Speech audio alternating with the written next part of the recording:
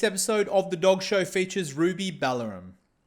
Ruby is the COO and co-founder of Real Dog Box.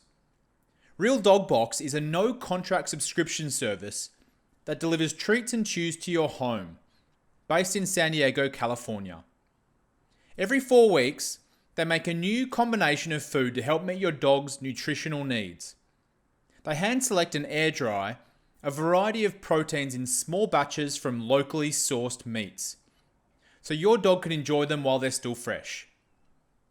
In the interview, we discuss the behavioural benefits of regular food-based stimulation for dogs. Ruby, welcome to the Dog Show today. Thank you so much for coming on. Thank you for having me. Yeah, I'm excited to have a chat with you today. So, you didn't actually grow up with dogs, but you've got a very interesting story of how you ended up working in the pet food industry. So can you share a little bit about that with me? Yeah, absolutely. Well, just because I didn't grow up with a dog in the house doesn't mean they aren't everywhere. I was one of those little girls that was actually scared of dogs. But their, family members have dogs. You see them at airports and, police dogs, service dogs, just doing work. So it wasn't like I was blind to them. But the way I got into this industry was, let's see, when I met my co-founder in 2012, his family dog that he grew up with was a Doberman, and he had been diagnosed with testicular cancer a few years prior. And then as his health was declining at 12 years old, we were told that he probably had cancer again, and we were going to go through the same kind of steps to get him back to good health. Although with older dogs, it's a little harder because there's a lifespan that they're aware of, and you kind of are given the task to choose between giving them some comfort, or getting them back to that puppyhood that they were once in. But anyway, during that time, I was working in the legal field, and we did a deep dive into nutrition to figure out how we could get him back to good health.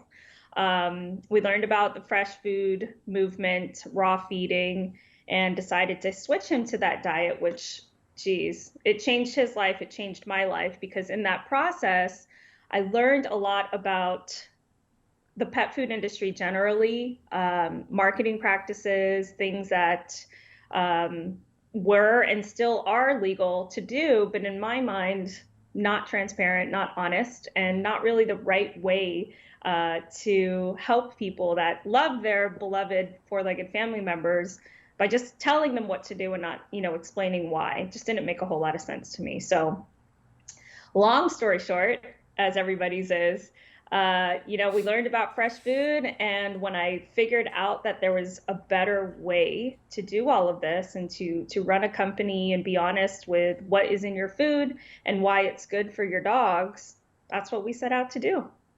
Yeah, I think because you've got a background in legal, right? And that would have been an interesting perspective on pet food, I imagine, because the regulations, from what I understand, have improved in recent years, but they're still a long way away from kind of human grade food, right? Yeah, and I would actually venture to say that that's the same for the human processed food industry. There's a lot of convenience behind that, and I get that. But when you can control the conversation with big dollars and marketing, kind of like the prescription, pharmaceutical industry, it's very similar in that way. And there have been a lot of improvements. I think because now the conversation is open and people are ready to talk about it, then they ask questions. And when they ask questions, they demand more from their food manufacturer. And that's really what's taking us to the next step. Yeah, definitely. This might be a little bit of a tangent, but kind of what are people looking for? Like what should they be on the lookout for when it comes to their dog food or their dog treats and things like that? Are there a couple of warning signs that they should watch out for? Sure. Well, I think it starts with the ingredients, followed by how a food is made. I am a fresh food advocate through and through. And, to some people that means a raw diet. For other people, that means lightly cooked. But really what it comes down to is, what are you putting in there? Are there additives that are synthetic that could be replaced with a whole food source? Those are generally things that I try to steer clear from. as well as anything that requires a preservative for an extended shelf life. There's no reason for us outside of convenience really to not be eating fresh food all the time if we can. Mm. And I feel the same way about our dogs. So that's how you've gone about with Real Dog Box. Obviously, that's where you're a co-founder. Is that how you've gone about creating the treats and chews that you've got on offer there? Yeah, that's exactly what we did. So, we switched our dog to a raw diet, and I was working full time in legal, and my co-founder was working for the federal government actually at the time. So, two very busy people that didn't have time to be making their dogs food every single week because it's a lot, Mm. it's labor and time intensive. And so we were looking for this service in order to have the food made and delivered to us. And at that time, that was not yet 10 years ago, but I want to say there were one or two companies that existed in America that Mm. even had that service. And it's pricey, logistically to ship out frozen food is hard. But we had this concept in mind, and we said, nobody's doing this right now. It would really help if someone would make our food and deliver it to us. And so that's what we set out to do. But we ran into some of those hurdles. Mm. We had that same food philosophy in mind always, which is eating fresh, minimal ingredients, minimal processing as best as we could. When then we realized, wow, it's really hard to enter the market with a frozen product. I mean, the amount of packaging and insulation that's involved, and even on top of that, running a business is telling people who you are and Mm. why they should buy something from you. What we ended up doing was taking all of the ingredients for our meals, the raw meals that we were going to make, cannibalizing them, separating them out, and just drying them as individual products. So that's how the whole thing kind of unfolded with Real Dog Box because we wanted to feed fresh and we wanted to be a gateway for people to make their own food at home. And that's still the same thing that we're doing now. That's interesting because I think there are certainly today there's numerous players in that space of home cooked meals for dogs, but I feel like there's far fewer players in the treats space. Well, it's a difficult, they say there's three things you shouldn't talk about at the dinner table, which is religion, politics, and dog food. Uh, I haven't heard that one. Maybe that's a saying that you're familiar Maybe that's an American thing. with. Because it's a sensitive topic. It's like telling someone what they should and shouldn't feed their kid Mm. because they know better than you do. And so, yeah, a lot of people think that the treat space it's not novel. And it isn't. It's not something that really disrupts the industry. But when you're trying to be the bridge or the gateway to help people transition to fresh food, then you're opening up a different avenue for them. And it encourages them to ask questions about, oh, well, why should I feed this? Why is this a better option? And those are the conversations that we haven't been having for years. Yeah, so one question I had when you were talking about how you prepared the treats, you Hmm. spoke about drying. So that drying process, does that just extend the shelf life of the food? Yeah, that's exactly what it does. So we refer to it as air drying. We don't exceed 130 degrees Fahrenheit in temperature. And the idea is to mimic sun drying. So my co-founder is from Turkey, and he tells me stories all the time of how they'd have, sun-dried tomatoes or eggplant or meat, just outside or on their rooftops, which would get to a certain temperature because they, had to extend the shelf life of their food Mm. and make sure they had food for the following weeks and months. So you don't have to add anything in. It's different than curing a meat, for example, with salt. It's simply removing the moisture from the food using a low temperature, so you're not changing the cell structure or reducing the nutritional value as you would if you had to cook it. Mm. And so we just mimic that process in a controlled facility. Okay, and how long do your treats last for? They usually last up to 60 days or more. The thing is, once you open up the bag, you're exposing it to some sort of natural moisture or humidity that's in the air. I actually have, not here, I'm in the home office, but at the shop, I have our very first box that we made that's 5 years old. and the treats are still in perfect condition. I mean, they haven't been exposed to anything. We haven't opened them up, but Okay. if they're not tampered with, they last pretty long. So you're gonna keep that for forever, I guess. Yeah, I'm gonna try to. We do tell people though, as with anything that you want to kind of maintain, keep it in a cool, dry place. And so we have a lot of members that keep their treats in the fridge or the freezer. A lot of people have their own dog freezers as well. Yeah, yeah, that's nice. So you spoke about the health benefits briefly when you were talking about your story and your partner's Doberman and things like that. I mean, that was I guess a powerful story because the dog had cancer and then like changing diet really helped him. But what are the health benefits or like I guess the scientific health benefits of unprocessed foods?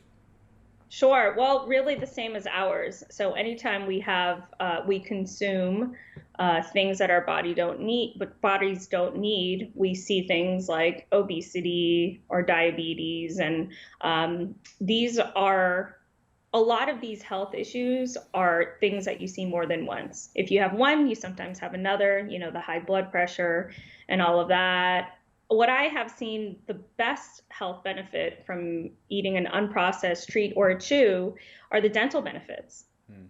like just the cleaning of the teeth that don't require you to stick a toothbrush in your dog's mouth because that's not natural for anyone. And the benefits of naturally taking off any built up plaque or tartar. A lot of people come to us when their dogs suffer from allergies because oftentimes they suspect a particular protein. It's chicken. That's the one that we hear all the time. My dog's allergic to chicken, so I need to feed single ingredient treats. And oftentimes, what we learn is that it's the other ingredients that are made in a dry kibble, for example, that are actually causing the allergy or the inflammation.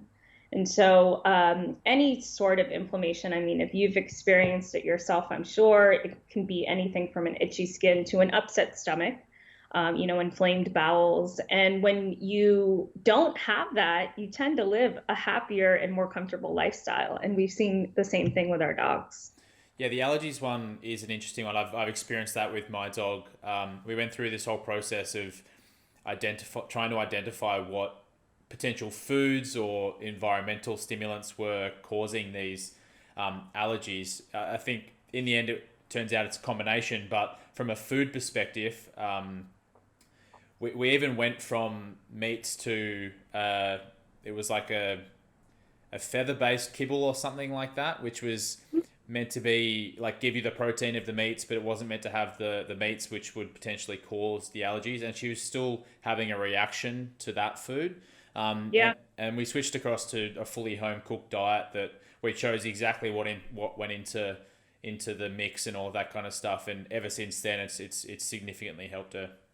That's great. Yeah, I think once you know what you're putting in the bowl, it makes all the difference because you can take things out and replace it. When it's all mixed together before you get it, you have no idea what it is. Yeah, exactly. Another element, I guess we're talking about the health side of things. Another element, especially with Real Dog Box, because the way your service works is it's a fresh box of treats or chews turning up every month, I believe. That's right. So I guess the other element is the enjoyment or the stimulation that the dog's getting from that occurring every month. What are the kind of benefits from that perspective? Sure. Well, we all know our dogs have a natural urge to chew. We've seen it in our shoes and our coffee tables and other furniture. It's how they explore the world. It's how they learn what something is and isn't. And so, what we have seen from our chews is it not only does it have the nutritional benefits, but we are able to see when dogs have that mental stimulation, either from using a particular chew that's very, very challenging and offers the jaw exercise, or even making it more challenging by putting it in a chew holder. For the treats, we've seen so many people use puzzles, Hmm. and our dogs want to work. We all know that they want to have a job, and part of those treat puzzles that we've created them, the modern dog owners is being able to find something, look for something, and it tires their brain out oftentimes much faster than 40 minutes of physical activity. So it's more about that just kind of regular stimulation. I think that can help with numerous behavioral issues, from what I understand, because often if what I've heard from trainers and other people I've spoken with, sometimes you might look at a symptom like a behavioral challenge a dog's having. Maybe they're, as you mentioned, chewing some shoes or some socks, or maybe they're doing something else in the house they're not meant to. But oftentimes that kind of relates back to the fact that they're not getting the required stimulation they need in the day, which is, a lot of people Right. think that needs to be, as you said, yeah, exercise and activity, but there's other ways that you can kind of give you that stimulation as well. Yeah, definitely. And, we know that there's a spectrum of the mental capacity of different dogs. I've got a large dog, so uh, his his mental endurance is far shorter than, say, a border collie or an Australian shepherd, they're just wicked smart and they want to work. Mm. And how do you do that when, typically we work a 9 to 5 and we can't really offer much outside of, all right, well, let's go for a walk out after work or before work. So we tend to see that not only are their minds stimulated, but they feel challenged. And, when you see the disruptive activity, oftentimes it's just a sign of boredom, or as you said, that they're not really getting the fulfillment that they need. Yeah, yeah, exactly. Maybe potentially they're acting out because they're not getting that that Right. stimulation. But uh, so how do you seem very educated about everything that's going on in, I guess, the dog nutrition and dog food space. How are you keeping up to date with that? And is there any trends that you see in the future which are coming into this space? Um, that's a great question. We self-educate, the way that once that whole thing happened in 2015, and we were trying to figure out, all right, how are we going to bring our dog back to good health? We lived in DC at the time, in Washington, DC. And we started with the National Zoo head of nutrition, and we said, what do you feed your canines and felines that you have here at the National Zoo? And the very obvious answer was meat. Hmm. Oh, okay, great start. And then we really started to do a deep dive into research. I actually flew out to Australia. I met with Tom Lonsdale, who, as you might know, is one of the fresh food movement pioneers. And I spent a few days with him to really understand how this all came about. And when you're talking to someone like that, it's just so obvious. Hmm. He's like, oh, these marketing trends, these pictures on the bags, like they mean nothing. Look at your dog. And he's got this model of, a 3D model of dogs and their jaws and their teeth. And it just became so apparent. And then you come back here and you're kind of inundated with all these other, marketing pamphlets. But when you find people like that, they tend to congregate together. And because it's such a passion of theirs, you continue following them and all the studies that they're able to put together. Hmm. I just got this book actually by Connor Brady that has been on my nightstand. I've actually been carrying it with me for the past 3 days. Um, there are so many people that are involved and vested in learning more about dog nutrition and kind of getting us back to that fresh food movement, Hmm. that it's easy to kind of follow along their studies as they continue to uncover a lot of information. That's great. I mean, you're really doing a lot of good work in this space in terms of just, I guess, educating people about what is going into their dogs' bodies. And I feel like owners in general are looking for more information these days and wanting to be more educated. But it's good to be aware of, looking beyond the marketing content, I think. Yeah, and that's really the goal for us. I always joke that I'm not a very good salesperson because I don't want to convince anyone to do something they don't want to do. What I want to do is give them the information so they could make a better decision for themselves and for their dogs. And part of that is encouraging people to ask questions. You know, ask Mm. more from your dog food maker, ask them why they're using those ingredients.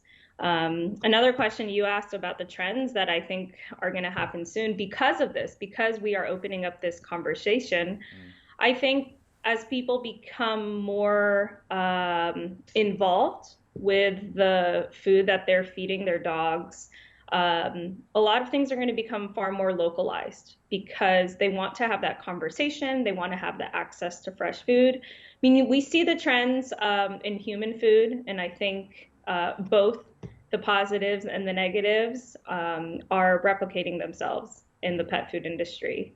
And, you know, something that we want to do and continue to do is build that local community, reduce the carbon footprint of how far food has to travel to reach our tables and reach our dogs' bowls. And I think that will become really, really popular here in the next coming years. Yeah. Well, you might not be trying to be a salesperson, but I think just your passion comes across about all of the, I guess, making food better for dogs, making food better for the environment, all of that kind of great stuff. So you may not be trying to sell it to me, but I feel like you've sold it to me anyway. Thank you. Thank you. So where's the best place people can go to find out more about Real Dog Box? You can go to our website, it's real.dog. And we also have a YouTube channel, youtube.com/real dog box. We are putting out a lot of educational content. We have a very small but mighty storytelling team, and with them comes the ability to share everything that I have learned Hmm. and all of that knowledge and use a bigger platform to do that. So they're helping us kind of tell our story in that way. Perfect. Well, I'll share the YouTube channel and the website real.dog, which is really easy to remember. And Yep. I really appreciate you coming on the dog show today, Ruby. Thanks so much. Thank you.